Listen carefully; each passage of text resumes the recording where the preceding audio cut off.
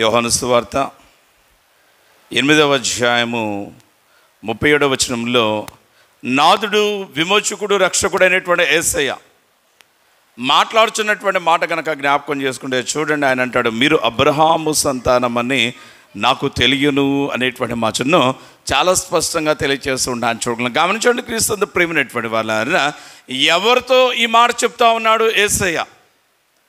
ఎందుకు ఈ మాట చెప్పవలసినటువంటి ఆవశ్యకత అనేటువంటిది ఏర్పడింది? అసలు ఇక్కడ ఏం జరుగుతుంది అనేటువంటిది కనుక మనం ధ్యానం చేసే ప్రయత్నం చేస్తే చదవండి.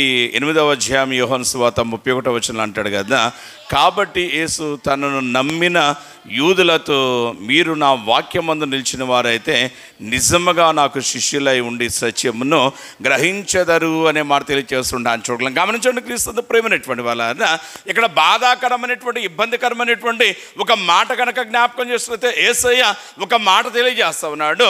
ఏంటి ఆ మాట అనేటువంటిది కనుక జ్ఞాపకం చేస్తుంటే, మీరు నా వాక్యమందు నిలిచిన వారై నిజముగా నాకు శిష్యులై సత్యాన్ని గ్రహిస్తారు అనే మాటను తెలియచేస్తుంటాను. చూడాలి. అంటే ఈ వచనాన్ని ఇంటికి వెళ్ళాక 1కి 10 సార్లు చదివేటువంటి ప్రయత్నం కనుక మీరు చేసినట్లయితే, చక్కగా దీన్ని అర్థం చేసుకునేటువంటి రీతిలో కనుక చదివినట్లయితే, ఇండైరెక్ట్లీ పరోక్షంగా యేసయ్య పలుకుచున్నటువంటి మాట కనుక జ్ఞాపకం చేసినట్లయితే, మీరు నా వాక్యమందు నిలిచిలేరు, మీరు సత్యమును గ్రహించినటువంటి వారుగా లేరు అనే మాట తెలియజేస్తున్నాను. చూడగలను. ఈ మాట ఎవరితో చెప్తున్నాడు అనేటువంటిది కనుక జ్ఞాపకం చేసినట్లయితే, ఎవరు యేసయ్యకు దూరంగా ఉన్నటువంటి వారితో కాదు కానీ ప్రియులారా.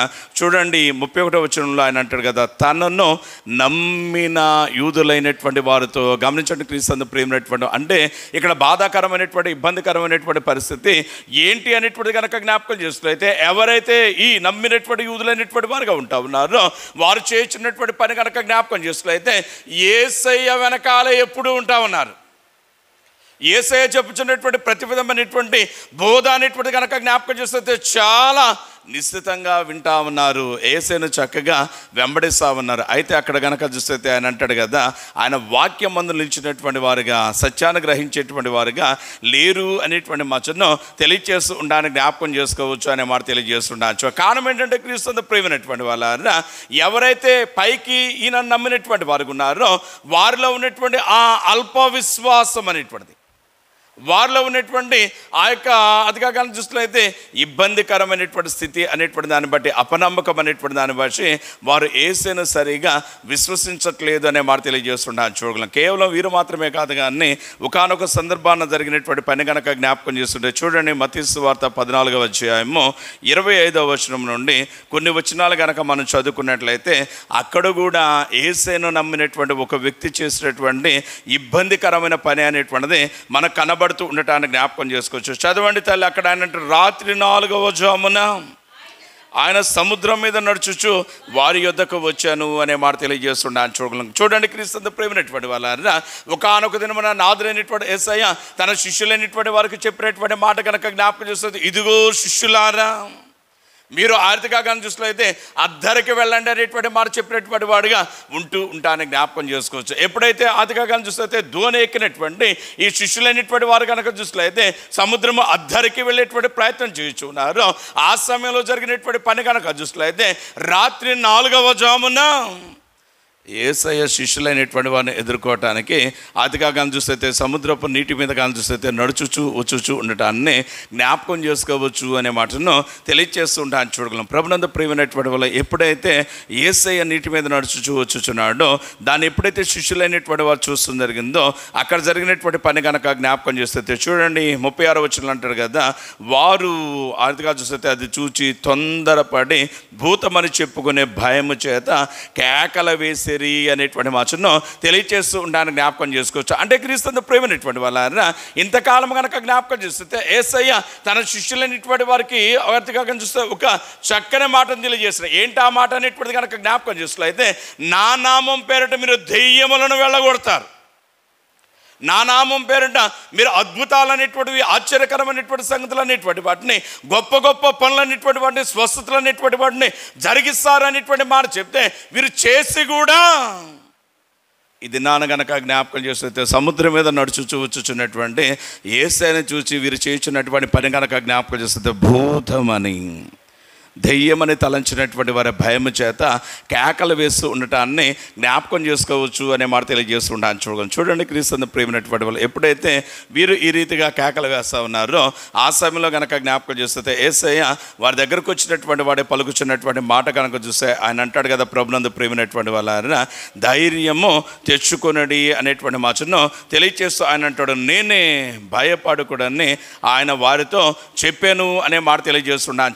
చూడండి క్రీస్తు ప్రేమైనటువంటి వాళ్ళ ఎప్పుడైతే అతగా కనుక చూసుకులైతే యేసయ్య నేనే అని చెప్తా ఉన్నాడో అందరిని బట్టి కనుక జ్ఞాపకం చేస్తే శిష్యులైనటువంటి వారు అట్టి ఔన్నత్యం కలిగినటువంటి ఆశ్చర్యకరుడైనటువంటి అట్టి అతగా కనుక చూస్తే సర్వశక్తివంతుడైనటువంటి యేసయ్యను ఘనపరచవలసింది పోయి ఆయన తండ్రి అయినటువంటి యెహోవాను కనుక జ్ఞాపకం చేస్తున్నట్లయితే కొనియాడవలసింది, మహింపరచవలసింది పోయి వీరు చేయించినటువంటి పని కనుక జ్ఞాపకం చేస్తున్నట్లయితే పేతురు మాట్లాడుతూ అంటాడు కదా, ప్రభువా అది కనుక నీవే అయితే నీవు నడిచినటువంటి చందాన నేను కూడా నీటి మీద నడవచ్చా అనేటువంటి మాటను అడుగుతూ ఉంటాను.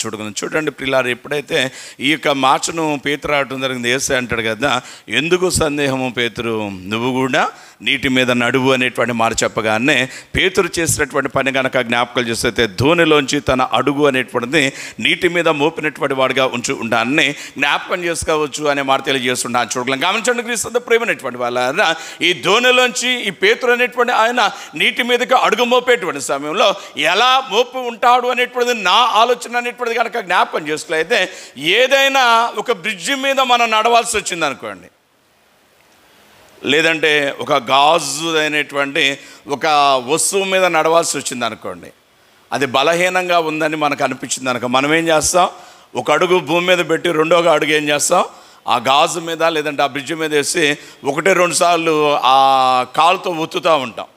అంటే ఇది వీక్గా ఏమన్నా ఉందేమో, నా బరువును బట్టి కనుక చూస్తే ఇది ఎక్కడన్నా బ్రేక్ అయ్యి ఆతిగా కనుక చూస్తే నేను కింద పడిపోవలసి వస్తుందేమనేటువంటి ఆలోచన బట్టి మనం దాన్ని బలవంతా ఉపయోగించి తొక్కే ప్రయత్నం చేసేవారుగా ఉంటూ ఉంటాను. నేను కూడా అనుకుంటాను క్రీస్తు ప్రేమైనటువంటి వాళ్ళ ఈ పేతురు అనేటువంటి ఈయన కూడా జ్ఞాపకాలు చేస్తే ధోనిలోంచి అడుగు అనేటువంటిది మోపేటువంటి సమయంలో కనుక చూస్తే ఒకసారి నీటి మీద అలా గట్టిగా కనుక చూస్తే తొక్కినటువంటి వాడిగా ఉండవచ్చు అనేటువంటిది నా ఆలోచన అనే మాట తెలియజేస్తుంటాను. చూడండి క్రీస్తు ప్రేమైనటువంటి వాళ్ళ ఎప్పుడైతే తన యొక్క అడుగు అనేటువంటిది, ఎప్పుడైతే తన యొక్క పాదం అనేటువంటిది స్థిరముగా బలముగా ఏ విధమైనటువంటి ఇబ్బంది అనేటువంటిది లేనటువంటిదిగా కనబడిందో ఆ సమయంలో ఈ పేతురు చేసినటువంటి పని కనుక జ్ఞాపకం చేసుకులైతే రెండవ అడుగు కూడా ముందుకు వేసినటువంటి వాడే, అడుగు వెంబడి అడుగు అనేటువంటిది ముందుకు వేసినటువంటి వాడే ముందుకు సాగుతూ అదిగా ఒకనొక సమయం వచ్చేసరికి పేతురు చేసినటువంటి పని కనుక జ్ఞాపకం చేసుకులైతే యేసు వైపు చూస్తూ మానేసేసి అదిగా కనుక చూస్తే చుట్టూ ఉన్నటువంటి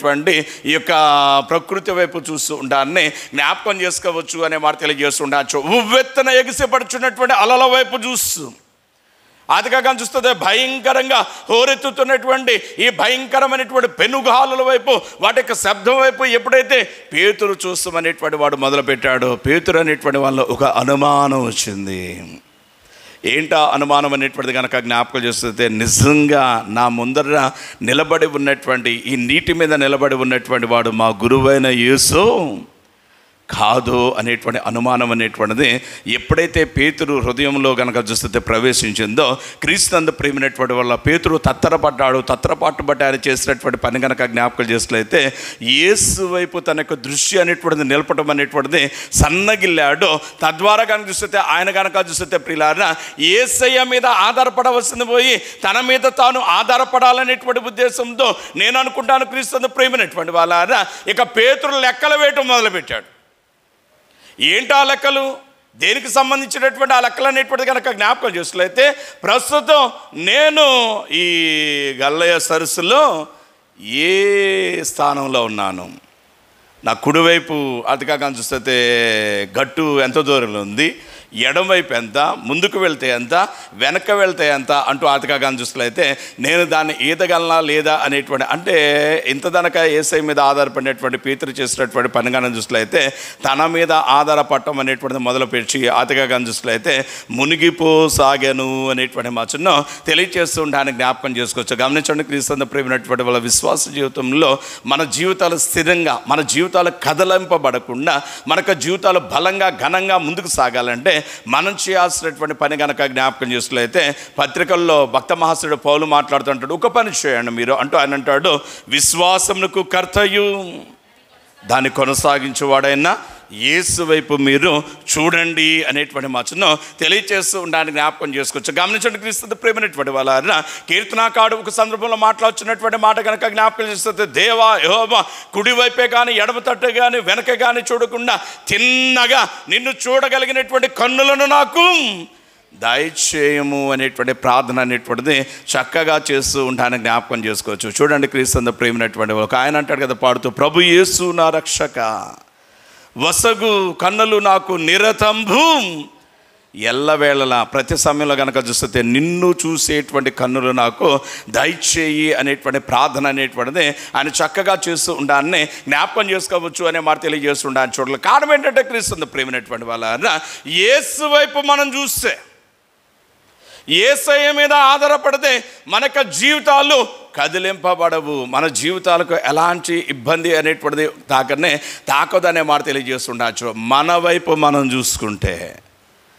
మన బలం, మన జ్ఞానం, మన దగ్గర ఉన్నటువంటి మంది మార్బలం, మనకున్నటువంటి ధనం, మనకున్నటువంటి మరొక దాని మీద మనం ఆధారపడితే మనం ఎందుకు పనికిరామండి. అందుకే గ్రంథకర్త ఇర్మియా మాట్లాడుతుంటారు, జ్ఞాని తన జ్ఞానమును బచ్చియు, శూరుడు తన శౌర్యమును బచ్చియు, ఐశ్వర్యవంతుడు తన ఐశ్వర్యమును బచ్చియు అతిశయింపకూడదు అనే మాట తెలియజేస్తుండొచ్చు. ఒకవేళ అతిశయింపవలసి వస్తే కృప చూపుచున్నా యెహోవాను బచ్చే, ఇంత జ్ఞానం ఇచ్చినటువంటి దేవా నీకు కృతజ్ఞత ఆస్తుతులు సల్పుచు ఉన్నా, ఐశ్వర్యమునిచ్చినటువంటి దేవా నీకు స్తుతులు సల్పుచు ఉన్నా, అదిగా చూసినట్లయితే మరొక తలాంతుని ఇచ్చినటువంటి ఘనుడ నీకు స్తోత్రములు అనేటువంటి మాట అనేటువంటి చెప్పాలి. కానీ అదిగా చూసినట్లయితే నేను పాట పాడటం మొదలు పెడితే పక్షులు కూడా అలా ఆగిపోవాల్సిందే. అంటే గమనించండి ప్రియులారా, ఆ నోటికి ఇక సిమెంట్ వేసేస్తారు, మూతపడిపోద్ది అంతే.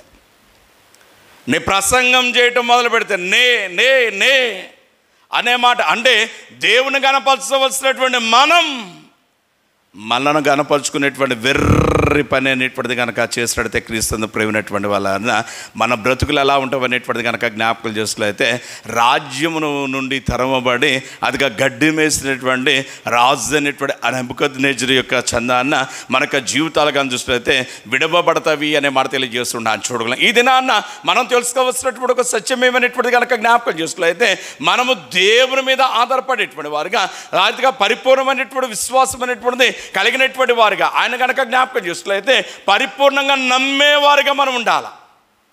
అదే కదా యేసయ్య పదే పదే సువార్తలో తెలియజేసినటువంటి మాట కనుక జ్ఞాపకం చేసినట్లయితే నమ్ముట నీ వల్ల అయితే, నమ్ముచ నీ వల్ల అయితే. మన దౌర్భాగ్యం ఏంటంటే అదిగా కనుక చూసినట్లయితే ఒక పక్క ఒక పని చేస్తా ఒకటి జీవితం, రెండో పక్క అదే పని గురించి ఇంకోటి జీవితం, మూడో పక్క ఇంకోటి గురించి అదే చెప్తాం.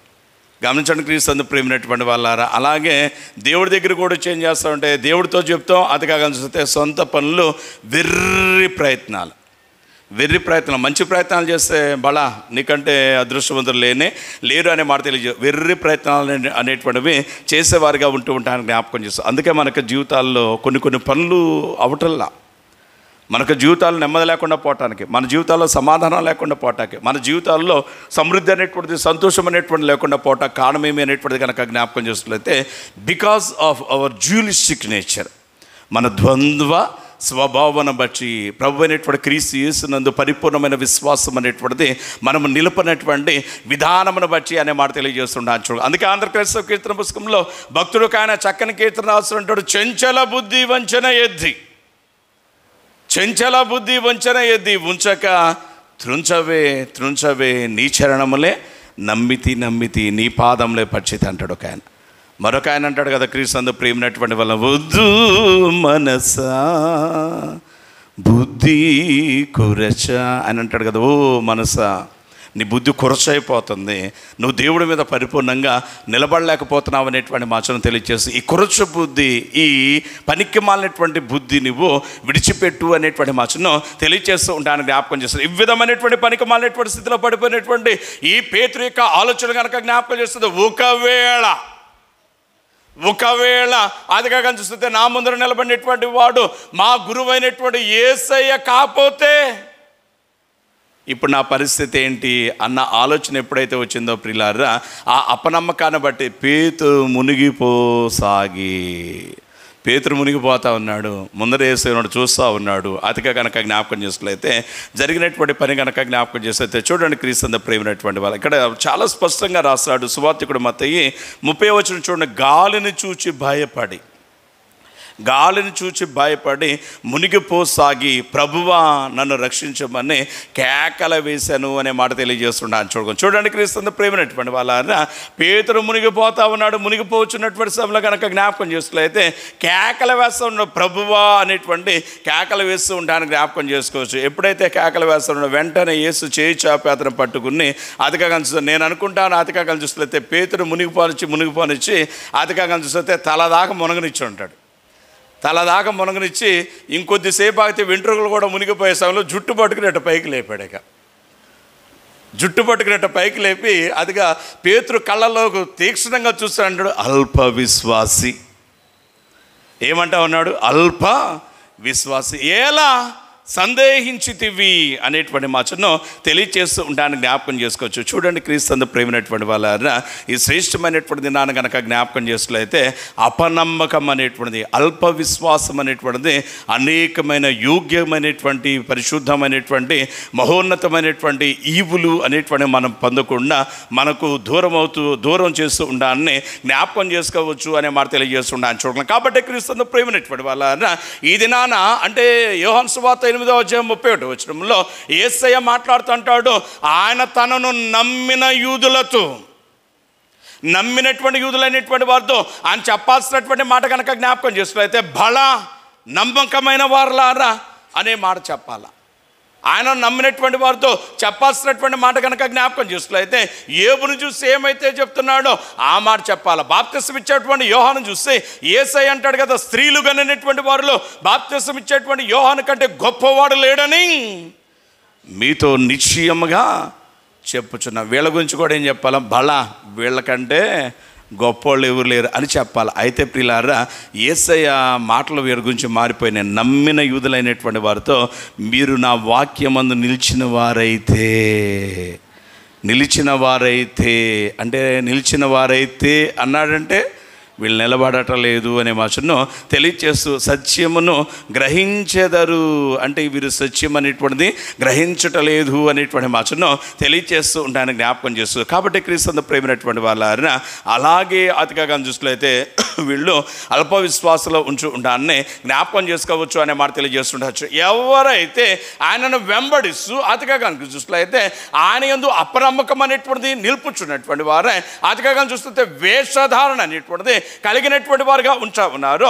అట్టివారి గురించి యేసయ్య చాలా సందర్భాల్లో చాలా మాట్లాడండి. అయితే ఈ సమయంలో 1-2 విషయాలు కనుక జ్ఞాపకం చేసినట్లయితే మత్తయి సువార్త 7వ అధ్యాయము 21వ వచనంలో ఎవరైతే ఇలాంటి స్వభావం కలిగి ఉన్నారో అట్టివారి గురించి ఆయన మాట్లాడుతున్నటువంటి ఒక మాట కనుక చూస్తే చూడండి. ఆయన అంటాడు, ప్రభువా అని నన్ను పిలుచు ప్రతివాడును పరలోకమునకు అదిగా పరలోక రాజ్యంలో ప్రవేశింపడు, కానీ పరలోకమందున నా తండ్రి చిత్త ప్రకారము జరిగించువాడే ప్రవేశించును అనే మాట తెలియజేస్తున్నాను.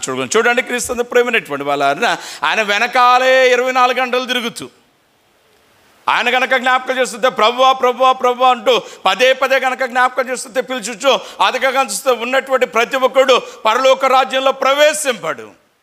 యేసయ్య పలుకుచున్నటువంటి మాట కనుక జ్ఞాపకం చేస్తే నా తండ్రి యొక్క చిత్త ప్రకారం జరిగించేవాడే అనే మాట తెలియజేస్తుంటాను. చూడండి గమనించండి క్రీస్తు ప్రేమైనటువంటి వాళ్ళ మీరు వినువారుగా మాత్రమై ఉండక విన్న దాని ప్రకారము జరిగించువారుగా ఉండవలయను. యాకోబు పత్రికలో భక్తమహాశయుడు యాకోబు చాలా చక్కగా ఆత్మతో నింపబడినటువంటి వాడే మాట్లాడుచున్నటువంటి మాట కనుక జ్ఞాపకం చేసినట్లయితే ఆనాటికి కావలసిన వాటిని ఇయ్యక వీళ్ళు ఏం చెప్తున్నారంట, నాయన కడుపు నిండా తినాయి అంటున్నారంట. చలిగా ఉంది నాయన, మంచి రగ్గుంటే కప్పుకోరాదా అని చెప్తున్నారట. మరొకటి చెప్తానట. గమనించండి క్రీస్తు ప్రేమైనటువంటి వాళ్ళారా, అది కాదు, విశ్వాసము కలిగి ఉంటే నీ విశ్వాసము క్రియాసహితముగా ఉండాలి అనేటువంటి మాట తెలియజేస్తూ ఆయన అంటాడు కదా, క్రియలు లేనటువంటి విశ్వాసము మృతము అనేటువంటి మాటను తెలియజేస్తూ ఉండాలని జ్ఞాపకం చేసుకోవచ్చు. కాబట్టి క్రీస్తు ప్రేమైనటువంటి వాళ్ళారా, ఈ శ్రేష్టమైనటువంటి దినాన్ని కనుక జ్ఞాపకం చేసుకోలేతే ఈ ప్రజలైనటువంటి వారు చేస్తున్నటువంటి పని కనుక జ్ఞాపకం చేస్తుంది. Just they are adoring their lord with their lips only. వారు తమ ప్రభు అయినటువంటి దేవుని తమ పెదవులతో గణపరుచుచున్నారు, కానీ వారి యొక్క హృదయాలు వారికి దూరంగా ఉన్నవి. ప్రభుకేం కావాలా? పెదవులతో స్తుతించేవారు కావాలా? మరి ఏం కావాలంటే ఆయన అంటాడు కదా, అదిగా కనిపిస్తే నీ దేవుడైనటువంటి యెహోవాను నీవు నీ పూర్ణ హృదయముతోనూ, నీ పూర్ణ ఆత్మతోనూ, నీ పూర్ణ వివేకంతోనూ, నీ పూర్ణ బలముతోనూ ఆరాధించాలి. అంతేగాని ప్రభు అయినటువంటి యేసయ్య గారిని చూసినట్లయితే నీ పెదవులతో ఎంత పెద్దగా కేకలు పెట్టి నువ్వు అతిగా బిగ్గరగా అతిగా స్తుతిస్తే నాకు అంత సంతోషం అని ఆయన ఎక్కడ అనలేదు అనే మాట తెలియజేస్తుండే. చూడు, యేసయ్య మాట్లాడినటువంటి మాటలు కనుక జ్ఞాపకం చేసినట్లయితే, మీరు ప్రార్థన చేయనప్పుడల్లా మీరు చేయాల్సినటువంటి పని కనుక జ్ఞాపకం చేసినట్లయితే, పెద్ద పెద్ద పదాలు పెద్దగా కేకలు వేస్తే మీరేదో అనుకున్నారో అది కాదు.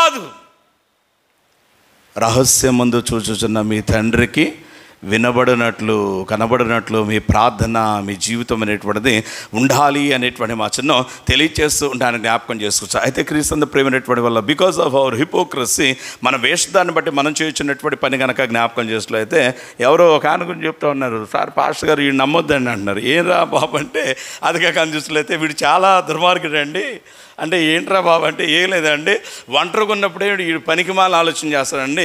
దేవుడన్న పక్కగా వెళ్తున్నాడు అనుకోండి, ఇక వాడి దగ్గరికి వస్తాం కానీ వెంటనే ఏదో పాట ఎత్తుతాడు, నడిపించునా అంటాడట.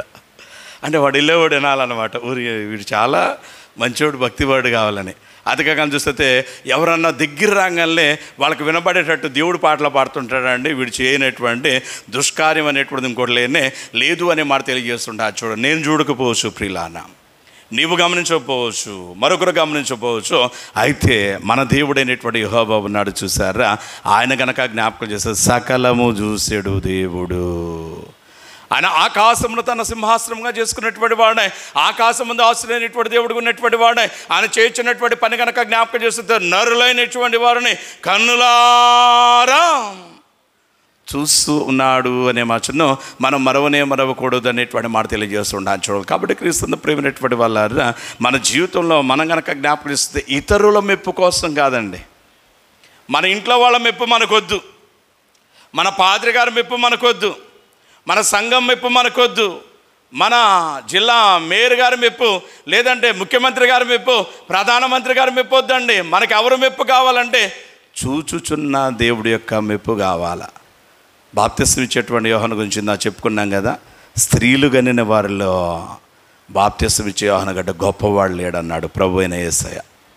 తండ్రి అయిన దేవుడు మోషే గురించి మాట్లాడుతుంటాడు, ఓయి ఈ మోషే ఉన్నాడు చూసారా, నా ఇల్లంతటిలో నమ్మకమైన వాడు అనే మాట తెలియజేస్తున్నాను. చూడు, దావీదున్నాడు చూసారా, నా హృదయానుసారుడు అనే మాట తెలియజేస్తున్నాను. చూడగలం. యోబున్నాడు చూసారా అంటే అన్నట్టు కదా, అదిగా చూసినట్లయితే దేవుని యందు భయభక్తులు కలిగిన వాడు, యథార్థత కలిగిన వాడు, చెడుతనమును విసర్జించిన వాడు, భూమి యందు ఇతడి వంటి వాడు వీరకుడు లేడు అనేటువంటి మాట తెలియజేస్తున్నాను. చూడగలం. గమనించండి క్రీస్తు ప్రేమైనటువంటి వాళ్ళ వారి గురించి ఇంత చక్కగా దేవుడు కొనియాడుతూ ఉంటుంటే, దేవుడు వారి గురించి సాక్ష్యం ఇస్తూ ఉంటుంటే, మరి చూచుచున్న దేవుడు మన గురించి ఏం చెప్తున్నాడు, మన గురించి ఏం చెప్తున్నాడు?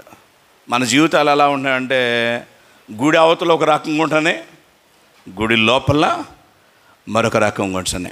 గమనించండి క్రీస్తు ప్రేమైనటువంటి వాళ్ళ ఇలాంటి స్థితి కనుక మనం కనుక ఉన్నట్లయితే, according to the book of revolution, ప్రకటన గ్రంథంలో గ్రంథకర్త యోహాను రాస్తుంటాడు, ఉమ్మివేయబడదు. ఇలాంటి స్థితి కనుక ఉన్నట్లయితే, ఎక్కడైతే ఏడుపును పండ్లు కొరుకుటయ్యే ఉంటావో, ఎక్కడైతే అగ్ని ఆరదు, ఎక్కడైతే పురుగు చావదో అటు భయంకరమైనటువంటి యాతనాకరమైనటువంటి స్థలంలోనికి మన జీవితాల్లో విసిరివేయబడతావి అనే మాట తెలియజేస్తుండొచ్చు. ఆ స్థితి మనలో ఉండకూడదు అనేటువంటి ఉద్దేశంతో ఈ దినాన యేసయ్య మాట్లాడుచున్నటువంటి మాట కనుక తన నమ్మినటువంటి యూదులైనటువంటి వారు వేషధారణ కలిగి ఉంటున్నారు. పైకి కనుక జ్ఞాపకం చేస్తే ప్రభువా ప్రభువా ప్రభువా ప్రభువా అంటున్నారట. ప్రభువా ప్రభు అనేటువంటి మాట తెలియజేస్తున్నారు. వీరి అంతరంగం కనుక జ్ఞాపకం చేసుకున్నట్లయితే ప్రతి విధమైనటువంటి అజితేంద్రియతోనూ, ప్రతి విధమైనటువంటి దుష్టత్వంతోనూ, దుర్మార్గంతోనూ, మాలిన్యంతోనూ, ఈ లోకపరమైనటువంటి దురాశలతో నింపబడినటువంటిదిగా ఉంచి ఉంటానని జ్ఞాపకం చేసుకోవచ్చు. అందుకే ఎవరైతే ఈ విధంగా అధికంగా తమకు హృదయమును శుద్ధి చేసుకోకుండా ప్రభు అయినటువంటి క్రీస్తు యేసుతో వారి యొక్క జీవితాలు అంటు కట్టుకోకుండా, తమ యొక్క జీవితాలు రూపాంతరీకరించకుండా ప్రభువా ప్రభు అంటూ వేషధారణతో వస్తా ఉన్నారో అట్టి వారిని చూచుచున్నట్టు నాదుడు మాట్లాడుచున్నటువంటి మాట కనిపిస్తే, అక్రమము చేయువారులారా నా యొద్ద నుండి తొలగిపోండి. గమనించండి, క్రీస్తు ప్రేమైనటువంటి వాళ్ళ ఎవడైతే ఈ వేషధారణ కలిగి ఉన్నారో అటువంటి వారికి ఆయన విధించుచున్నటువంటి శిక్ష కనుక జ్ఞాపకం చేసుకున్నట్లయితే వీడిని వెలుపల చీకటిలోనికి త్రోసివేయండి. మనకు బాగా కోపం వచ్చింది అనుకోండి, ఎవడి మీదన్నా కోపం వచ్చింది అనుకో ఏం చేస్తాం? వీడిని మెడబెట్టి గంటండి బయటకు అంటాం. వీడిని బయటకు నెట్టండి రానొచ్చు. వీడిని మెడబెట్టి అంటే అట్లా పట్టుకుని ఒక్క నెట్టు నెడితే వాడి మొహం పగలుద్దో, మోచెప్పులు పగులుతాయో, మోకాళ్ళు పగులుతాయో కూడా అర్థం కానిటువంటి పరిస్థితి. అంటే దట్ షోస్ ద అగ్రెసివ్నెస్. అది కనుక చూసుకులైతే ఆ ఇబ్బందికరమైనటువంటి స్థితి అనేటువంటిది తెలియచేస్తూ ఉంటానని జ్ఞాపకం చేస్తూ, ఎవరైతే వేషధారణ కలిగినటువంటి వారు ఉంటారో అట్టి వారి యొక్క స్థితి కూడా ఇలాగే ఉంటుంది అనే మాటను తెలియచేస్తూ ఉంటానని జ్ఞాపకం చేసుకోవచ్చు. ఇలాంటి వారి యొక్క స్థితి అనేటువంటిది ఎలా ఉంటుంది అనేటువంటిది కనుక జ్ఞాపకం చేస్తుంటే ప్రభునందు ప్రేమైనటువంటి వాళ్ళ మన గురించి అంటే తెలుగు ప్రజలైనటువంటి వారి గురించి ఉన్నటువంటి ఒక నానుడు ఏంటంటే ఆంధ్రులు ఆరంభ శూరులు అట. ఏదైనా చెప్పగానే ముందు గబగబా ఉండేది మనోళ్ళేనంట దేశంలో. మేమున్నాం, మేము రెడీ అంటారట. ఒక 2 రోజులు అయిపోగానే ఇది మన వల్ల కాదులే అంటారట.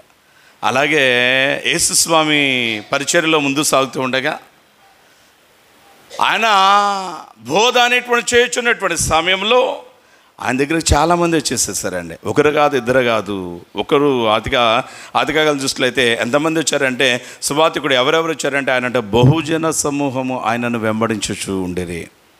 బహుజన సమూహం, అనేక మతాలు, కులాలు, వర్ణాలు, వర్గాలు, ప్రాంతాలు, సంస్కృతికి సంబంధించినటువంటి అనేకులు తండోపతండలుగా కనుక జ్ఞాపకం చేసినట్లయితే యేసయ్య ఎక్కడైనా ఉన్నాడని తెలిస్తే అక్కడ కనీసం కాలు మోపటానికి కూడా అవకాశం లేనంతగా జనాలు అనేటువంటి వారు క్రిక్కిరిసిన వారుగా ఉంటూ ఉంటానని జ్ఞాపకం చేసుకోవచ్చు. ఇటువంటి సమయంలో యేసయ్య చెప్పుచున్నటువంటి మాటలు బట్టి తమ జీవితాలను సరి చేసుకోవాల్సింది పోయి వాక్యం అనేటువంటిది వెదజల్లబడుచూ ఉండగా, వాక్యం అనేటువంటి దేవుడు నా హృదయములను గద్దించుచూ ఉండగా మనం చేయాల్సినటువంటి పని కనుక జ్ఞాపకం చేస్తుందంటే వాక్యమును మనకు హృదయంలో పదిలపరుచుకుని వాక్యముతో మనకు జీవితాలను సరిచేసుకోవాలి. ఉదయకాలం దేవసాయమయ్య గారు అతిగా కనుక చూసినట్లయితే మెలకుగా ఉన్నారయ్యా.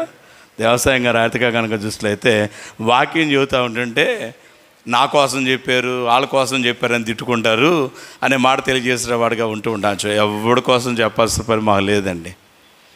ఎవరి కోసం చెప్పాల్సిన పని మాకు లేదు అనే మాట తెలియజేస్తుంటాను. చూడగలం అదిగా చూస్తే ఉన్నది ఉన్నట్టు చెప్పడమే పాదిరి గారి పని. ఉన్నది ఉన్నట్టు చెప్పడమే పాదిరి గారి పని. అట్లా కాకుండా ముఖస్థుతి కోసం, మనుషుల మెప్పు కోసం కనుక చెబితే వాడు పాదిరే కాదు. వాడికంటే అతిగా చూసినట్లయితే అడుక్కు తినేవాడు చాలా ఘనుడు, గొప్పవాడు అనేటువంటిది నా ఉద్దేశం అనేటువంటి మాట తెలియదు. ప్రజల మెప్పు కోసం కాదు ఈ పని ఎందుకోసం అనేటువంటిది కనుక జ్ఞాపకం చేసుకున్నట్లయితే ప్రజలను వారి పాపముల నిమిత్తమై పశ్చాత్తాపపడడానికి పని, ప్రజలను దేవుని తట్టు తిప్పడానికి పని, ప్రజలైనటువంటి వారిని వారి కాని మార్గం నుంచి మళ్ళించి క్రీస్తు మార్గంలో నడిపించడానికి పని. అటువంటి సమయంలో వాక్యం వెదజల్లబడుచు ఉండగా మనం చేయాల్సినటువంటి పని కనుక జ్ఞాపకం చేసినట్లయితే వాక్యము కొన్నిసార్లు చాలా కఠినంగా ఉంటుంది. మనం దాన్ని స్వీకరించడానికి ఇష్టపడం. ఫర్ ఎగ్జాంపుల్, నేనే దొంగను అనుకోండి. ఓ దొంగ, నీవు నీ బ్రతుకు మార్చుకోకపోతే నీకు అననయ సప్పిరా పట్టిన గతి పట్టింది, చస్తావు నువ్వు, ఆకాంలాగా పోతావు నువ్వు, ఇంకొకలాగా నాశనం అవుతావు నువ్వు అన్నాడు అనుకోండి. నేనేం చేయాలా? నా పనికి మాలిన తనాన్ని బట్టి నేను పశ్చాత్తాపడి నా జీవితాన్ని సరి చేసుకోవాలి. అది వదిలేసేసి నేనేం చేస్తున్నాను? ఈరోజు ఏంటి ఈ ప్రసంగం చేశాడు, నా గురించి ఎవడో చెప్పినట్టు ఉన్నాడు ఈయనకి, అందుకే కావాలి మొత్తం నా మీద కూడా పోయాడు అంటూ అధికంగా చూసినట్లయితే ఆయన వైపు చూసి మరొకరి వైపు చూసి కళ్ళారు చేస్తే ప్రయోజనం ఏముండదండి. వాక్యం వెదజల్లబడుచుండగా ఆ వాక్యం నా కొరకే అనుకోవాలా. వాక్యం అనేటువంటి వర్షము వెదజల్లబడుచున్న సమయంలో ఆ వర్షంలో మనం ముద్దయిపోవాలా. గమనించండి క్రీస్తు ప్రేమైనటువంటి వాళ్ళారా, ఈరోజు ఉదయకాల సమయంలో అతిగా పెద్ద దేవాలయంలో చెప్పా, వర్షం పడేటప్పుడట సముద్ర గర్భంలో ఉన్నటువంటి ఆల్చిప్పలు అతిగా చూస్తే సముద్రం నీటిపైకి వస్తావట. వచ్చి ఏం చేస్తామంటే అవి తమ యొక్క నోటిని అలా తెరుస్తావట.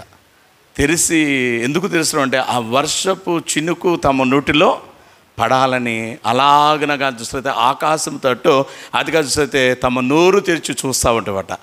ఎప్పుడైతే ఆ వర్షపు చినుకు నోట్లో పడుతుందో అలాగన నోరు మూసుకుని సముద్ర గర్భంలోకి వెళ్ళిపోతుందట. కొంతకాలం తర్వాత ఆ వర్షపు చినుకే ఒక మేలైన ముత్యంగా రూపాంతరం చెందుతుంది అంటండి ప్రియులారా. గమనించండి, వాక్యం వెదజల్లబడుచు ఉండగా మనం ఏం చేస్తున్నామంటే వాక్యం అనేటువంటి వానకు గొడుగడ్డు పెట్టినట్టుగా, ఇది నాకు కాదు, ఇదేమో ఆతికాకం చూస్తే ఇది వెంకాయమ్మకి, ఇదేమో సుబ్బాయమ్మకి, ఇదేమో వెంకట్రావుకి, ఇదేమో సుబ్బారావుకి అనుకుంటున్నా. వాళ్ళకి వీళ్ళకైతే మరి నీకెప్పుడు వాక్యం?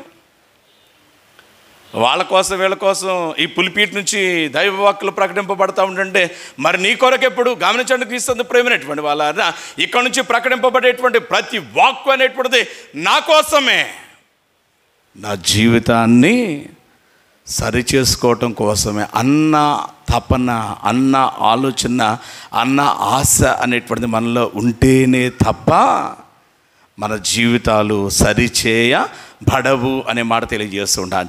చూడండి క్రీస్తు ప్రేమైనటువంటి వాళ్ళు, అలాగుండకపోతే మనకు జీవితాలు అలా ఉంటావు అనేటువంటిది కనుక జ్ఞాపకం చేసుకున్నట్లయితే ఎక్కడ వేసిన గొంగడే అక్కడే చందాన.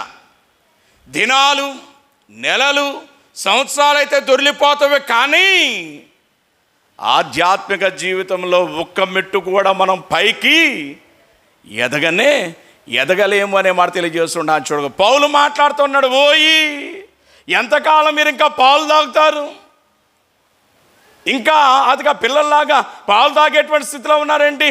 వాస్తవానికి మీరు ఆహారమును భుజింపవలసినటువంటి వారు ఉన్నారు. అయితే అదిగా మీలో ఉన్నటువంటి ఈ అల్ప విశ్వాసం, మీలో ఉన్నటువంటి ఈ ఆసక్తి లేనటువంటి తనాన్ని బట్టి ఇంకా మీరు చిన్న పిల్లల్లాగే కనుక చూసినట్లయితే అక్కడనే పడి ఉన్నారు అనేటువంటి మాటను తెలియచేస్తూ ఉండడానికి జ్ఞాపకం చేస్తూ, ఆ రీతిగా మనం ఉండకూడదు అంటే క్రీస్తు ప్రేమైనటువంటి వాళ్ళ మన జీవితాలు ఎలా ఉండాలనేటువంటిది కనుక జ్ఞాపకం చేసినట్లయితే రాతి నేలనబడిన విత్తనంలాగా ఉండడానికి వీల్లేదు.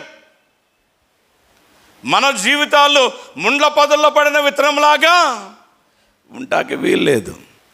త్రోవ పక్కన పడిన విత్తనంలాగా ఉండటానికి వీల్లేదు. మన జీవితాలు మంచి నేలన పడిన విత్తనంలాగా ఉండాలి. మంచి నేలన పడిన విత్తనం ఎలా ఫలిస్తుందట? ఎలా అమ్మా? మంచి నేలన పడే 30 గాను. అసలు ఇదేందో మరి, ఇదొక మర్మం. మరి అవి మర్మాలు ఎప్పుడు మర్మరాలు అవుతావు, మర్మాలన్నీ మర్మరాలు అయిపోవాలి, నవ్వులిపోయాలి. మన దగ్గర ఒక మర్మము కూడా, ఈ మర్మాలు కూడా ఒక ఇది ఉంది, ఒక క్వాలిటీ ఉంది. అపోకలిప్టిక్ లిటరేచర్ అంటారు అయ్యగారు, అవును కదా, అపోకలిప్టిక్ లిటరేచర్ అంటాడు.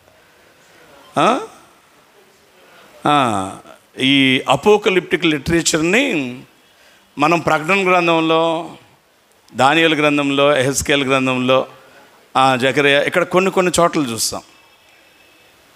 ఈ అపోకలిప్టిక్ లిటరేచర్కున్న స్వభావం ఏంటంటే అది ఎవరికి అర్థం కావాలో వాళ్ళకి బాగా అర్థమైంది. అంటే దేవుడు కృప ఎవరైతే పొందుతారో వాళ్ళకి బాగా అర్థమైంది. దేవునికి దూరస్తులుగా ఉన్న వారికి అది అసలు అర్థం కాదు. నేను అంటాను అదే కదా ఇందా చెప్పింది, మర్మరాలు అయిపోవాలి మన నోట్లో. అంటే ప్రభు గూర్చిన అనుభవ జ్ఞానము, దైవ వాక్కులు గూర్చిన అనుభవ జ్ఞానం మనకు తెలియాల. ఇది నాకు తెలియదు అంటాకి వీళ్ళే, ప్రతిదాన్ని తెలియందాన్ని అడగాల. ప్రభువా నాకు తెలియచ్చే, ఇదేంటో నాకు చెప్పు అనేటువంటి మాట అడగాల. గమనించడం క్రీస్తు ప్రేమైనటువంటి వాళ్ళ యోసేపుకు ఆ జ్ఞానం ఇచ్చిన వాడు దేవుడు కాదా? దానియేలుకు అతిగా కన్సిస్టులు అయితే ఆ కలల భావములు తెలియచేసినటువంటి వాడు దేవుడు కాదా? అట్టి దేవుడు నీ దేవుడు కాదా? వారికి సహాయం అందించిన దేవుడు నీకు సహాయం అందించని వాడు కాదు కదా. మరెందుకు మనం అడగట్లేదు అంటే, ఎందుకు తెలుసుకోవట్లేదు అంటే మనం అడగట్లేదు. అంటే ఈ అపోకలిప్టిక్ లిటరేచర్కున్న అది దీనికి ఉన్న లక్షణం అది. ఎవరికి అర్థం కావాలో వాళ్ళకి అర్థమైపోతుంది. సింపుల్గా మీకు అర్థం కావాలంటే ఒక చిన్న మాట చెప్పే ముందు సాగాలనేటువంటి ఉద్దేశం కలిగి ఉన్నా. నేను, దేవసహాయం గారు, అలాగే మన పాస్టర్ గారు ప్రేమ గారు, డేవిడ్ పాస్టర్ గారు కలిసి మాట్లాడుకుంటా ఉన్నాం. దేని గురించో మాట్లాడుకుంటుండేసరికి ఒకడు అతిగా కన్సిస్టులు అయితే మేము మన చర్చి మెయిన్ గేట్ దగ్గర నిలబడి మాట్లాడుకుంటా ఉన్నాం అనుకోండి. ఒకడు తోపుడు బండి మీద అరటికాయలు పట్టుకుపోతూ అరటికాయలు అంటున్నాడు. అనేసరికి దేవసాంగా నాయన చూసి పక్కున నవ్వుతున్నాడు. ఇక అప్పుడు దాకా ఏదో మాట్లాడుకుంటున్నాం, రేపు ఆదివారం పాఠాలు ఏంటనో, లేదంటే రేపు సోమవారం మన పని ఏంటనో మాట్లాడుకుంటున్నాం. ఏదో మాట్లాడుకునేసరికి తోపుడు బండి మీద అరటికాయలు పట్టుకుపోతూ కూడా అరటికాయలు అన్నాడు. అనేసరికి దేవసాంగ గారు పక్కపక్క నవ్వుతున్నాడు నన్ను చూసి. ఆ సమయంలో ఏంటి ప్రేమ్ సాగర్ గారికి, డేవిడ్ గారికి అర్థం కాల. ఏంటి అన్న ఇప్పుడు దాకా ఏదో చెబుతా, ఇప్పుడు ఏంటి అమ్మాని తన పక్క నవ్వుతున్నాడు, అన్నకి ఏమైంది, అన్నను హాస్పిటల్లో చూపించాల్సిన సమయం అని వచ్చిందేమో అని వాళ్ళు ఆలోచన చేస్తుండని చూడగలను. ఆ సమయంలో నేను దేవసాంగ గారి వైపు చూస్తూ కళ్ళార చేసి చూస్తూ ఉన్నా అని. ఆయనే నవ్వుతున్నాడు, నేనేమో కోపంగా చూస్తూ ఉన్నా. వాళ్ళిద్దరికేమో అర్థం కావట్లా ఏం జరిగింది ఇక్కడ అనేటువంటిది కనుక చూస్తే, అంటే నాకు చెప్పే కదా అది ఎవరికి అర్థం కావాలో వాళ్ళకి అర్థమవుతుందని. అరటికాయలని వాడు అనగానే ఈ నవ్వటానికి కారణం ఏంటంటే, నిన్నటి దినాన అంతకుముందు ఏదో జరిగింది. ఏం జరిగింది, నేను దేవసాయం గారు కలిసి మార్కెట్కి వెళ్ళామనుకోండి. వెళ్తే నడుస్తూ ఉన్న సమయంలో ఎవడో అరటికాయ తిని తొక్కు పక్కన పడేశాడు. నేను దాని మీద కాలేసి కింద పడ్డా అన్నమాట. అంటే అరటికాయ తొక్కు మీద కాలేసి కింద పడ్డా. ఈరోజు అరటికాయలు అమ్మోడు వచ్చి అరటికాయలు అనగానే ఆయన నన్ను చూసి నవ్వుతున్నాడు.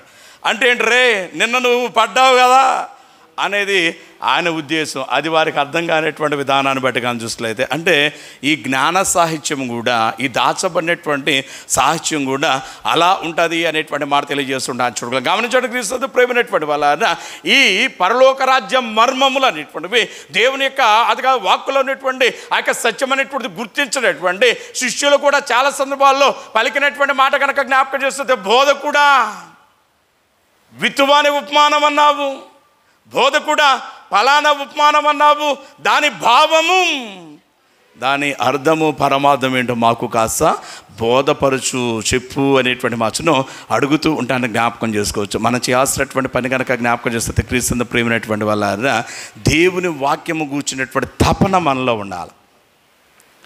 మన దౌర్భాగ్యం ఏంటంటే పక్కింట్లో ఏం జరుగుతుంది, ఎదురింట్లో ఏం జరుగుతుంది, వాళ్ళేంటి వీళ్ళేంటి, ఈ తాపన రంది పనికి మాలినటువంటి అతిగా చూస్తే ఆసక్తి అనేటువంటి మాటను తెలియచేస్తూ ఉండాలి చూడాలి. కాబట్టి క్రీస్తు ప్రేమైనటువంటి వాళ్ళ అటువంటి స్థితి కాదు. కావాల్సింది ఏంటంటే క్రీస్తు యేసునందు విశ్వాస రాతి నేలనబడి స్థితి కాదు, మంచి నేల పడినటువంటి విత్తనాలుగా మన జీవితాలు ఉండాలి అనేటువంటిది యేసయ్య యొక్క కోరిక. అందుకే యోహాను సువార్త 15వ అధ్యాయంలో యేసయ్య మాట్లాడుతూ అంటాడు కదా, మీరు బహుగా ఫలించాలి, మీరు బహుగా ఫలించడం వలన నా తండ్రి మహిమపరచబడతాడు అనేటువంటి మాట తెలియజేస్తుండొచ్చు. ఎలా ఫలించాలంటే మనం బహుగా ఫలించాలి అనేటువంటి మాటను తెలియజేస్తుండొచ్చు. బహుగా ఫలించాలనే వేసే కోరుకుంటుంటే మన దౌర్భాగ్యం ఏంటంటే, అదిగా లూకాసు వార్తలు అంటాడు కదా, 3 ఏండ్ల నుంచి ఫలములు వచ్చుచున్నప్పటికీ ఒక్క ఫలము కూడా కనబడకుండా పోతుంది. అంత దౌర్భాగ్యంలో ఉన్నామేమో ఒక్కసారి మనము పరిశీలన చేసుకున్న బదులుగా ఉన్నాము అనేటువంటి మాట తెలియజేస్తుండొచ్చు. చూడండి ప్రియులారా, అందుకే ఇది నాన్న యేసయ్య ఆయనను నమ్మిన యూదులతో నమ్మామని చెప్పుకొనుచున్నారు కానీ క్రీస్తు ప్రేమైనటువంటి వాళ్ళ అపనమ్మకము అల్ప విశ్వాసం అనేటువంటి దానితో వారి యొక్క హృదయములు అనేటువంటి వాటిని యేసయ్యకు దూరంగా నిలుపుకొని ఉండగా అట్టి వారితో యేసయ్య మాట్లాడుచున్నటువంటి మాట కనుక జ్ఞాపకం చేస్తే చూడండి, ఆయన అంటాడు కదా, క్రీస్తు ప్రేమైనటువంటి వాళ్ళ ఆయన 31వ వచనంలో మాట్లాడుతూ అంటాడు, మీరు సత్యమునందు నిలిచి ఉంటే సత్యమును గ్రహించెదరు, అప్పుడు సత్యం మిమ్మల్ని స్వతంత్రులుగా చేయును అనే మాట తెలియజేస్తారంటే వెంటనే వీళ్ళు మాట్లాడుచున్నటువంటి మాట కనుక జ్ఞాపకం చేస్తుంది, ఓయి కాస్త ఆగు, సత్యము మమ్మల్ని స్వతంత్రులు చేస్తుంది అంటున్నా. అసలు ఇంతకీ మేమెవరో తెలుసా?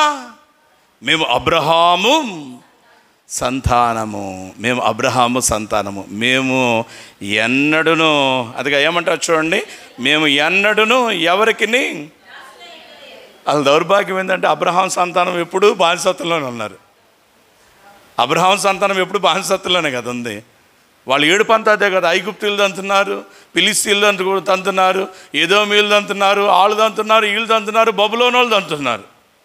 137వ కీర్తనలో కనుక జ్ఞాపకం చేసినట్లయితే బబులోనీయులు వాళ్ళని పట్టుకుపోయి అతకగా చూస్తే అమెజాన్ నదికి కాలువలు తవ్విస్తున్నారట. కాలువలు తవ్విస్తా కొంతమందిని ఇబ్బంది పెట్టమంటే బహు సరదాగా ఉంటుంది. నత్తివాడు ఉన్నాడు అనుకోండి, మాకు ఆశీర్వాదం అని పొన్నూరులో మన ఆశ ఉన్నాడుగా ప్రేమ్, పిడపరులో పనిచేశాడు. మొదట క్యాటకిస్ట్ ఉన్నాడు ఒక ఆయన కాస్త నత్తి అయితే కృపామేడు అనే పాట అంటే ఆయన బాగా ఇష్టం. ఆ పాట పాడుతుంటాడు. వీడు ఆయన గోల్ చేయటం కోసం, క్యాటకిస్ట్ గారు ఇంకోసారి పాడు, భలే పాడు, ఇంకోసారి పాడు అంటాడు. అంటే వాడు నత్తిగా పాడుతుంటే వీడు దాన్ని చూసి నవ్వుకుంటాకే.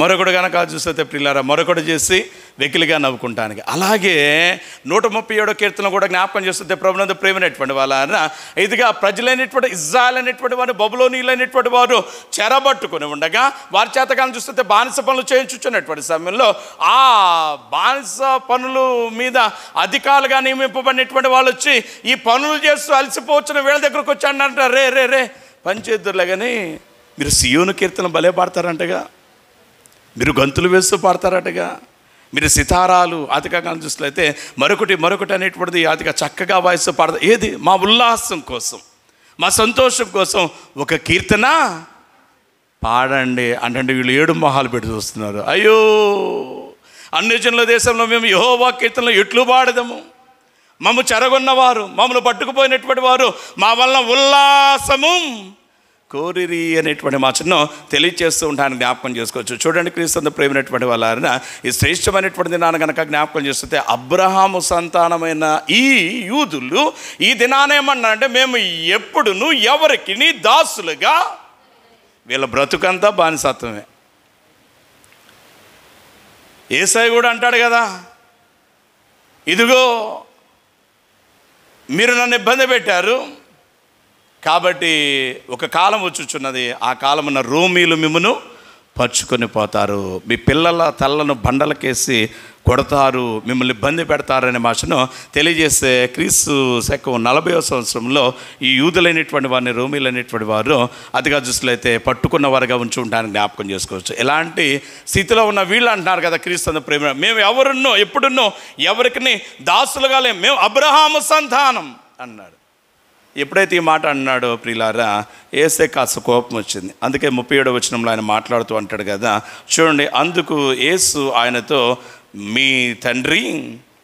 మా తండ్రి అబ్రహాం అనేది, అది 37వ వచనం చూడండి, మీరు అబ్రహాము సంతానమని నాకు తెలుసు అయితే ఏమంటాడు అక్కడ, ఆయనను మీలో నా వాక్యమునకు చోటు లేదు. గమనించండి క్రీస్తు ప్రేమైనటువంటి వాళ్ళారా, ఇక్కడ కనుక జ్ఞాపకం చేస్తే ఒక సత్యాన్ని మర్చిపోతున్నారు.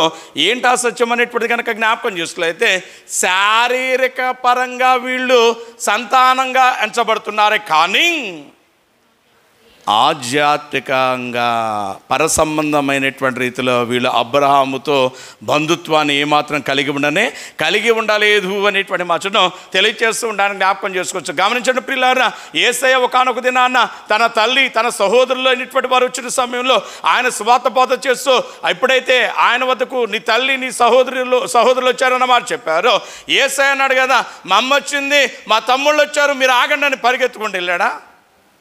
వెళ్ళలేదండి. ఎవరు నా తల్లి, ఎవరు నా సహోదరులు? చూడండి క్రీస్తు ప్రేమ, నా తండ్రి చిత్తము చొప్పున జరిగించేవాడే నా తల్లి నా సహోదరులు అనేటువంటి మాటను తెలియచేస్తుండొచ్చు. అబ్రహాము సంతానం అంటున్నారే, అబ్రహాము సంతానంగా మీరుంటే అబ్రహాముకున్న విశ్వాసం ఏది?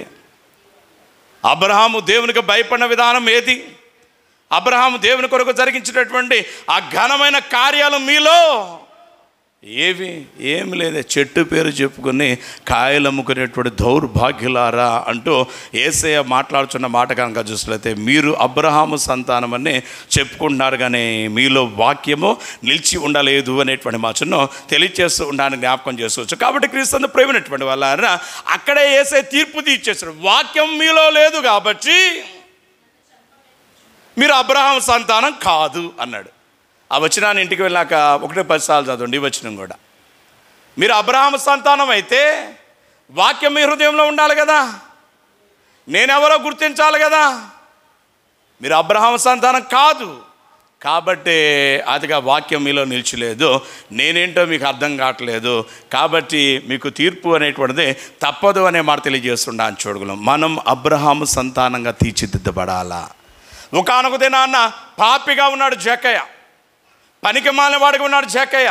ఎప్పుడైతే యేసయ్యను తన ఇంటికి ఆహ్వానించుకున్నాడో, యేసయ్య పాదాల దగ్గర కూర్చున్నాడో, యేసయ్య వాక్యాన్ని తన హృదయంలో అతిగా పదిలపరుచుకున్నాడో, వాక్యంతో తన యొక్క జీవితాన్ని మార్చుకున్నటువంటి ఆయన ఒక డిక్లరేషన్ అనేటువంటిది ఇచ్చాడో, ఆ తర్వాత యేసయ్య అంటాడు, నిజముగా ఇతడు అబ్రహాము కుమారుడే. మనం కూడా అబ్రహాము సంతానంగా రూపాంతరింపబడాలా. అబ్రహాము సంతానంగా రూపాంతరింపబడాలంటే ఏం చేయాలి? ఇది నాన్న అపోస్తల కార్యముల గ్రంథము 16వ అధ్యాయంలో తుయతైరా పట్టణస్థురాలైనటువంటి లూదియా ఒక చక్కని పని చేస్తూ ఉంది. ఏంటి ఆమె చేయించినటువంటి పని కనుక జ్ఞాపకం చేస్తే క్రీస్తు ప్రేమైనటువంటి వాళ్ళారా చదవండి. అదిగా అంటాడు కదా 14-15 వచనాలు కానీ చూసినట్లయితే, అప్పుడు లూదియా అను దైవ భక్తి గల ఒక స్త్రీ వినుచుండెను. ఆ పై వచ్చిన విశ్రాంతి దినమున గవని దాటి నదీ తీరమున ప్రార్థన జరుగును అనుకుని అక్కడికి వచ్చి మేము కూర్చున్నాం. కొంతమంది స్త్రీలు కూడా వచ్చి కూర్చున్నారు. ఆ కూడి వచ్చినటువంటి స్త్రీలతో మేము మాట్లాడుచూ ఉండేమి.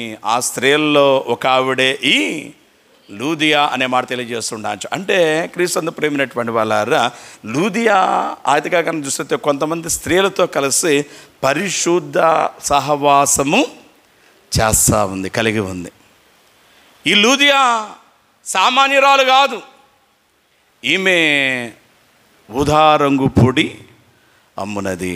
అంటే ఈమె గొప్ప వ్యాపారవేత్త, చాలా గొప్ప వ్యాపారం ఈమెది, తక్కువ వ్యాపారం కాదు. ఊదారంగు పొడి అనేటువంటిది ధనవంతులు, రాజులు, గొప్ప గొప్ప అధికారులే వాడతారు.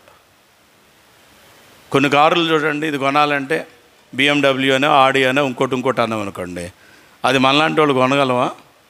కొనలేరు. కోట్లలో అతిగా ముందుకు సాగేటువంటి వారే కొనగలుగుతారు. అలాగే ఊదారంగు పొడి కూడా వ్యాపారం చేయాలంటే చాలా ధనవంతులుగా ఉండాలా, గొప్పవారిగా ఉండాలా. అలాంటి వ్యాపారం ఈమెది. అలాంటి వ్యాపారం చేసేటువంటి ఈమె ఆదివారం కూడా వ్యాపారం చేస్తే లాభం వచ్చిందా లేదా? విశ్రాంతి దినమున వస్తుంది. అయితే ఆ లాభం నాకొద్దు. విశ్రాంతి దినమున పరిశుద్ధముగా ఆచరింపవలను. It's an order by our lord Yahweh. తండ్రి అయిన దేవుని వల్ల ఇది ఆజ్ఞ ఉన్నది కాబట్టి విశ్రాంతి దినమును పరిశుద్ధంగా విశ్రాంతి దినమును ఘనముగా ఆయన కొరకై మా రక్షణార్థమై వినియోగించుకోవాలనేటువంటి ఆశ కలిగినటువంటిది ఈమె చేయుచున్నటువంటి పని కనుక చూసినట్లయితే, దేవుని వాక్కులు ఆదిగా కనుక చూస్తే పంచుకునేటువంటి కొంతమంది స్త్రీల దగ్గరకు వచ్చి కూర్చుంటుంది. ఏం తల్లి, ఏంటి దేవుని వాక్యం కూర్చున్నటువంటి ఆ మాట సంగతి ఏంటి, ఈ మాట సంగతి ఏంటి, దేవుడు అక్కడేం చెప్తున్నాడు, ఇక్కడేం చెప్తున్నాడు, మనం ఎలా ఉండాలి, మనం ఎలా ప్రార్థన చేయాలి, మన భక్తి జీవితం ఏంటి, మనం ఇంకా ఏమైనా చేయాలని ఇలా మాట్లాడుకుంటున్నారండి. ఇలా మాట్లాడుకుంటాం. మరి మనమేం మాట్లాడుకుంటున్నాము ఏమ్మా? స్త్రీల సమాజంలో అయ్యా మాట్లాడుకుంటున్నారా? దేవుడు మా నిజమేనా? ఏమో మరి పైకప్పును దేవుడు పిలుస్తాడు, పెంకుల్లో పిలుస్తాడు దేవుడు, తీర్పు దినాన మీరు కూర్చున్న బల్లలో పిలుస్తాడు దేవుడు. మీరేం మాట్లాడుకున్నారో మీకు సాక్ష్యం అనేటువంటి మీ మీద నిలపటానికి అనే మాట తెలియదు. డాక్టర్ ఎన్బిఎల్పి డాక్టర్ నక్కా లోత్రపాల్ గారు ఏసీటీ కాలేజీలో, బైబిల్ కాలేజీలో ట్రైనింగ్లో ఉన్నప్పుడు ఒక పెద్ద రావి చెట్టు లాంటిది, రావి చెట్టే కదా అది, రావి చెట్టు లాంటిది ఉన్నది. స్టూడెంట్స్ అందరూ, ఈ ట్రైనింగ్ పాత్రికాలందరూ దాని కింద కూర్చుని ముచ్చట్లు చెప్పుకుంటుండేవాళ్ళు. ఆయన దూరం నుంచి వచ్చి గంభీరంగా ఉండేవాడు, ఆయన చాలా గంభీరంగా ఉండేవాడు. ఆయన దూరం నుంచి వస్తా పెద్దదైన స్వరం, ఆయన మాట్లాడుకోండి మీరు పలుకే ప్రతి మాటలో తీర్పు దినాన మీ మీద సాక్ష్యం చెప్పడానికి ఈ చెట్టుని దేవుడు అక్కడికి పిలుస్తాడు. అప్పుడు తెలియదు మీ బతికేంది అనేవాడు. ఈ చెట్టు ఈరోజు నాశనం అవ్వచ్చు, అయితే ఈ చెట్టు ఆ రోజు మీ మీద సాక్ష్యం చెప్పడానికి దేవుడు పిలిస్తే అది సజీవంగా అక్కడ వచ్చింది. అతిగా మీరు ఏమేమి మాట్లాడుకున్నారో అన్నీ మాట్లాడిద్ది అంటాడు ఆయన. నిజమే, ఈ మౌత్ పీస్ మాట్లాడుతుంది మన మీద. ఎక్కడున్న ప్రతి ఉపకరణం మన మీద దేవుడు సాక్ష్యముగా సర్వ సృష్టి మన మీద సాక్ష్యంగా పెట్టాడు దేవుడు. మనం దీన్ని మర్చిపోయి మనమేమనుకుంటున్నాడు, ఎవ్వడం చూస్తలేదు అనుకుంటున్నాం. సకలము చూసాడు దేవుని కంటికి, చాటుగా జరిగే పని అది. యేసయ్య శిష్యులైనటువంటి వారిని ఆయా గ్రామంలో పట్టణంలోనేటువంటి వారిని సువార్త బోధన నిమిత్తమై పంపించుచు ఆయన అంటాడు కదా, ఆయా గ్రామంలో ఎవరైనా మిమ్మల్ని చేర్చుకోకపోతే మీరేం చేస్తారు? మీ పాదధూళిని, అంటే వాళ్ళ ఊరిలో మట్టి లేదనా ఏంటి, వీళ్ళ మట్టి, వాళ్ళ ఊరిలో మట్టి లేదనా ఈ పాదధూళి మళ్ళీ అంటే ప్రియులారా, మనం మనగాళ్ళ మన సంగతి అని తెలుసు. మనం ఆ రోజు ఏం చెప్తాం, ప్రభువా ఏ ఒక్క దైవజనుడైనా మా ఊరు వస్తే అప్పుడు చూసేవాడు నా భక్తి ఏంటో. ఎవడు రాలేదు నాయన అంటాం మనం. అందుకే ఈ మాటకు కూడా అవకాశం అనేటువంటిది ఇవ్వకుండా ఉండాలనే ఉద్దేశంతో ప్రభు ఏ పని చేసినా చాలా చక్కగా చేస్తాడు. అది మంచి కానీ శిక్షించడం కానీ.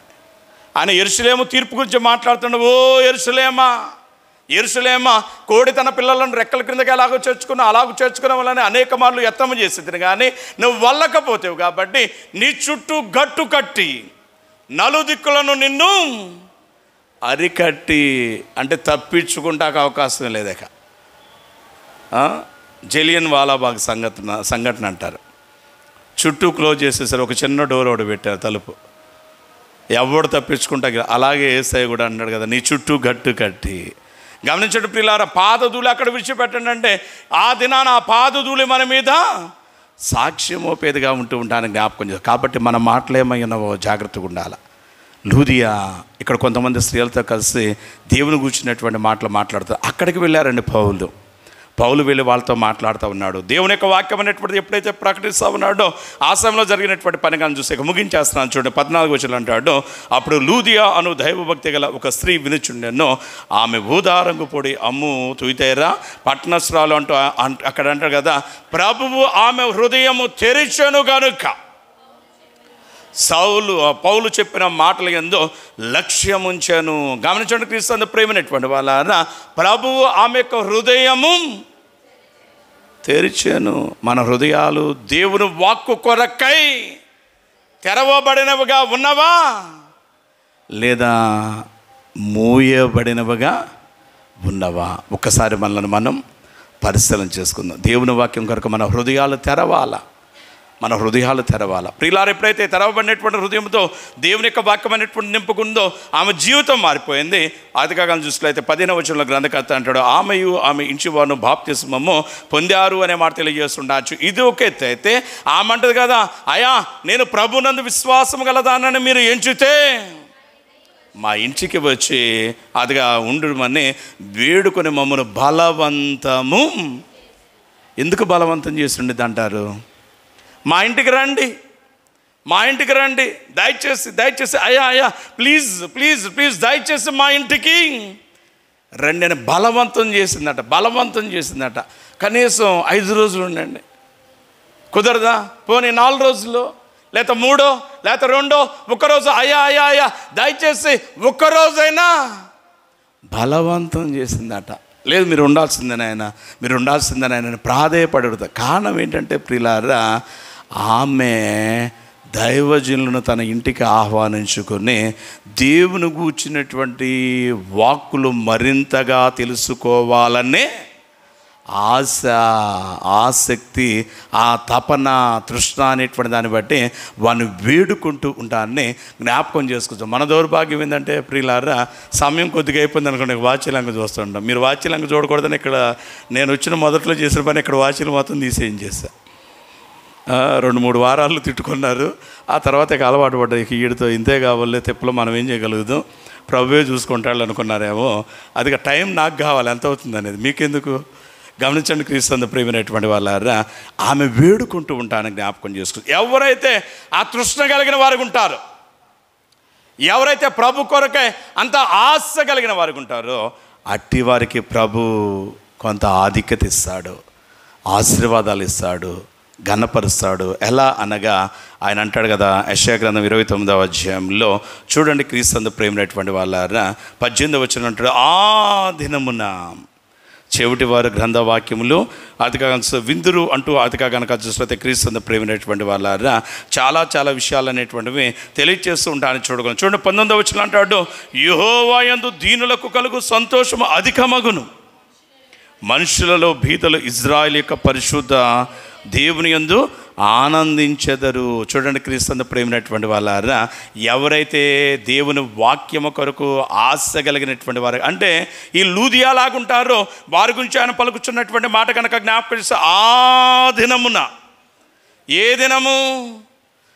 దినము గమనించండి క్రీస్తు ప్రేమైనటువంటి వాళ్ళారా, the day of the lord, ప్రభు దినము, యెహోవా దినము.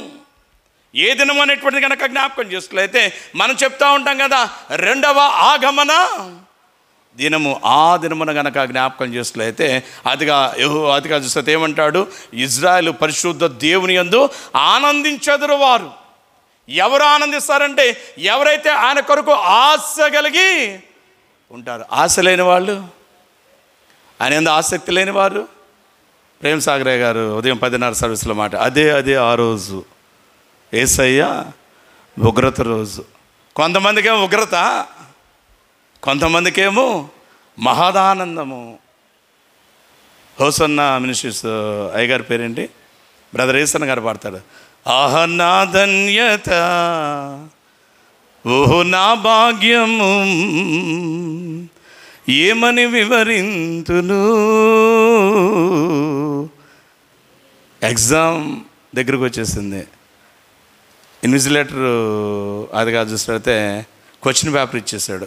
బాగా చదివిన వాళ్ళకి ఆనందం, మహదానందం. ఎందుకంటే అన్ని ప్రశ్నలు తెలిసినాయి, బాగా చదివారు కాబట్టి.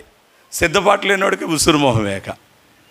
కాబట్టి క్రీస్తు ప్రేమైనటువంటి ఎలా ఉంటున్నా మన జీవితాల్లో, యేసు తనను నమ్మిన యూదులతో, మీరు నా వాక్యం ముందు నిలిచిన వారైతే అంటుంటే, వాళ్ళని మేము అబ్రహాం సంతానం బాబు, జాగ్రత్తగా మాతో అంటే, తెలుసురా మీరు అబ్రహాం సంతానం అని చెప్పుకుంటున్నారు కానీ అబ్రహాముకున్న విశ్వాసం మీలో లేదు అంటుంటే, అబ్రహాము సంతానంగా నేనుండాలి అని లూదియా ఆశపడింది.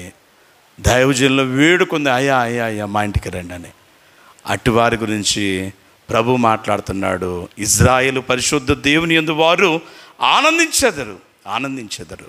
అట్టి ఆనందం మనకు కావాలంటే మనం చేయాల్సినటువంటి పని కనుక జ్ఞాపకం చేసినట్లయితే, అలాగూ చెట్టు పేరు చెప్పుకుని కాయలమ్ముకుని దౌర్భాగ్యంలాగా ఉండకుండా లూదియాలాగా దేవుని యందు ఆసక్తి కలిగిన వారు ఉండాలి. ఆ ఆసక్తితో మనం ముందుకు సాగునట్లు, తద్వారా ఆయన కృప పొంది ఆయన యందు సంతోషించున్నట్లు పరిశుద్ధాత్మ దేవుడు మీకు, నాకు, మనందరికీ తోడై ఉండి సహాయం అందించి బలపరచును గాక. ఆమేన్.